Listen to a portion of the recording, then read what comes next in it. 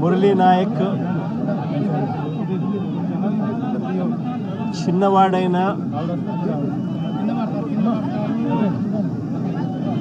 రాష్ట్రంలో చాలామందికి పెద్దలకు కూడా స్ఫూర్తిదాయకంగా ఒక పెద్ద వ్యక్తిగా ఎదిగాడు తన చావుతో. భారతదేశం కోసం తాను పోరాడుతూ తన చావు వల్ల అనేక మంది మిగిలిన అన్నదమ్ములు అక్కచెల్లెమ్మలకు రక్షణిస్తూ తన ప్రాణాలు కోల్పోయాడు. అలాంటి మురళిని తేడమైతే వెనక్కి తాలేము, కానీ మురళి చేసిన ఆ త్యాగానికైతే మాత్రం ఆంధ్ర రాష్ట్రంలో ఉన్న ప్రతి ఒక్కరం కూడా మురళికి ఇప్పటికీ కూడా రుణపడే ఉంటాం. రాష్ట్ర ప్రభుత్వం మొట్టమొదటిసారిగా ఏ జవాన్ చనిపోయినా కూడా ఆ జవాన్లకు ఇటువంటి ఘటనలో ఏదైనా కానీ ప్రాణాలు కోల్పోతే, దేశం కోసం పోరాటం చేస్తూ ప్రాణాలు కోల్పోతే 50 లక్షల రూపాయలు ఇచ్చే సాంప్రదాయం మొదలుపెట్టింది వైఎస్ఆర్సీపీ ప్రభుత్వ హయాంలో మొదలుపెట్టినందుకు చాలా సంతోషపడతా ఉన్నాం.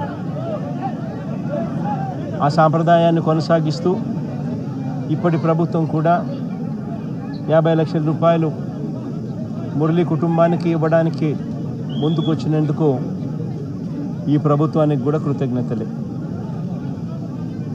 పార్టీ తరపు నుంచి అన్ని రకాలుగా మురళికి అండగా తోడుగా ఉంటాం. పార్టీ తరపు నుంచి ఒక 25 లక్షల రూపాయలు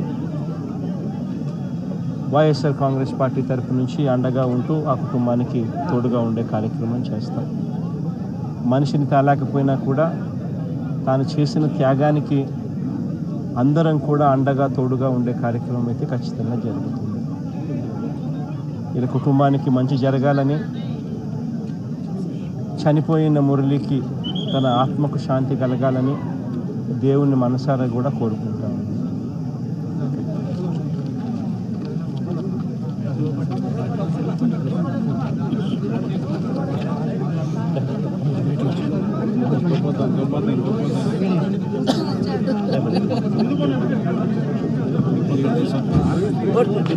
కోటి కోటి ధన్యవాదాలు సార్.